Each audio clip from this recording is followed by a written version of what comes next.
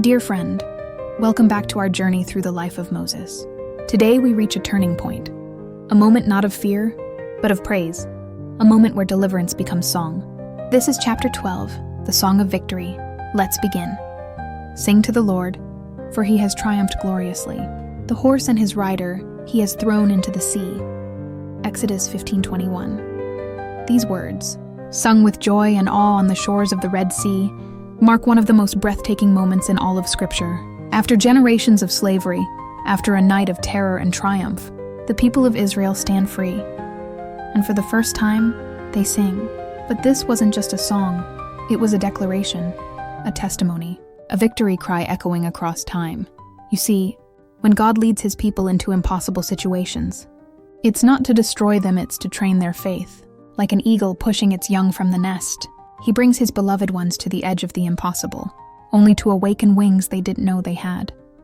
And if they falter, he is there sweeping beneath them with everlasting arms. That's what happened at the Red Sea. Trapped between the roaring waters and Pharaoh's advancing army, the people panicked.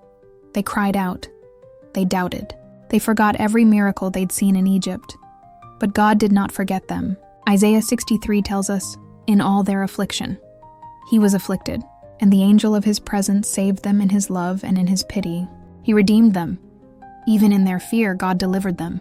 Not because they were strong, not because they were faithful, but because he is faithful. Still, one man stood firm, Moses. Though inwardly shaken, he remained steady.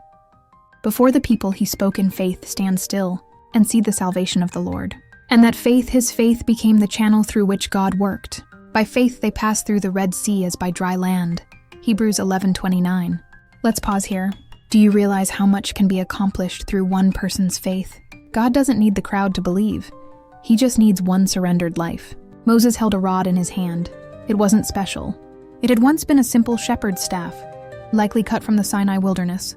But in the hand of Moses and in the will of God, it became a weapon of divine authority.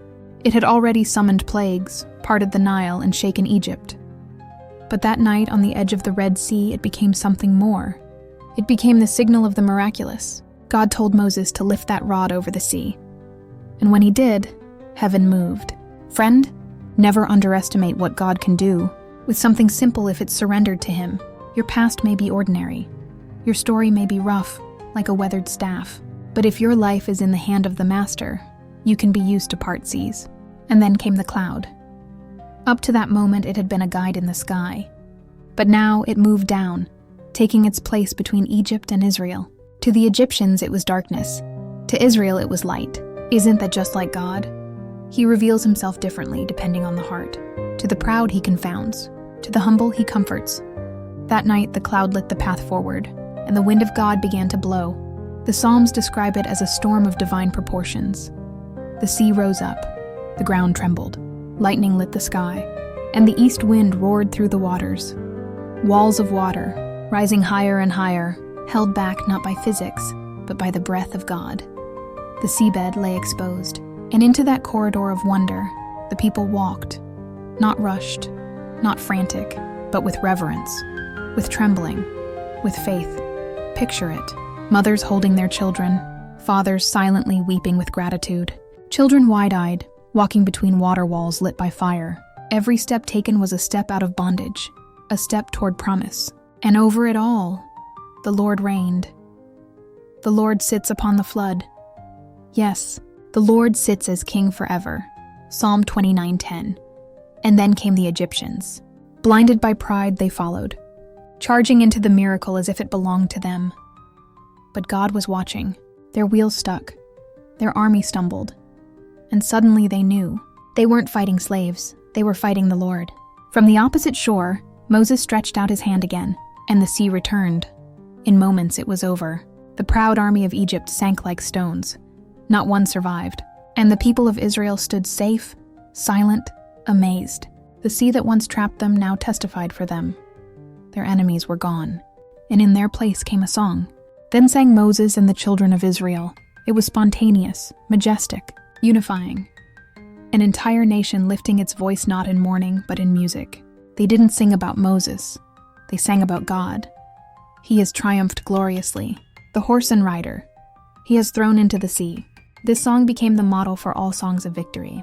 It praised the Lord's strength, his salvation, his holiness, his wonder. He blew with his breath and waters stood still. He lifted his hand and armies vanished. They sang of what he had done, and they sang of what he would do. You will bring them in and plant them on the mountain of your inheritance. They didn't just sing of rescue, they sang of destiny. And then Miriam picked up a tambourine. She led the women in a chorus of joy. Sing to the Lord, for he has triumphed gloriously. This was no shallow celebration. This was deep, earned praise. Joy that had passed through fire. Hope that had walked through walls of water. Dear friend, this chapter reminds us that one day, we too will stand on the shore. We will look back at what God brought us through.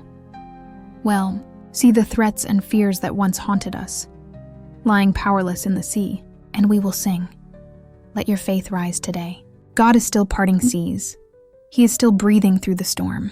He is still making a way where there is none. And one day, just like the redeemed in Revelation, you will stand on a sea of glass with the harps of God in your hand, and you will sing the song of Moses, the servant of God, and the song of the Lamb. Revelation 1:53. Subscribe to our channel. We're walking daily through the spiritual journey of Moses and beyond. We'll see you next time in chapter 13.